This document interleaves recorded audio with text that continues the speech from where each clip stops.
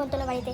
নিমন্ত্রণ কি, তাও আবার বিয়ে বাড়িতে এসেছি সন্ধ্যাবেলা। আমার একদম ইচ্ছে ছিল না, কিন্তু তারপরে আসতে হলো। বাবা আসবে না, বাবার একটা কাজ আছে, তো মার সাথে আমাকে আসতে হতো।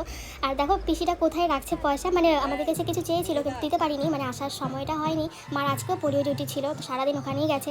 সন্ধ্যাবেলায় এসেছি, তো মা কিছু টাকা দিয়েছে, তো সেটাই রাখছিল।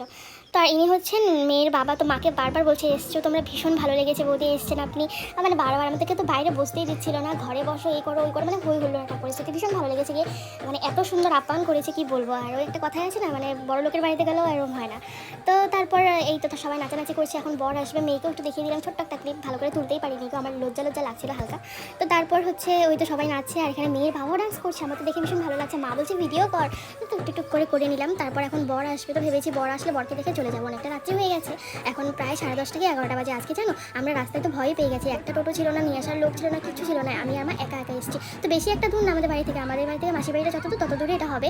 তো সেই একটা সময় একা এসেছি ওই রাস্তাটা দিয়ে, ভাবতে পারছো। তো চলো এখন চলে যাচ্ছি, দেখা হবে নেক্সট মিনি ব্লগে, টাটা।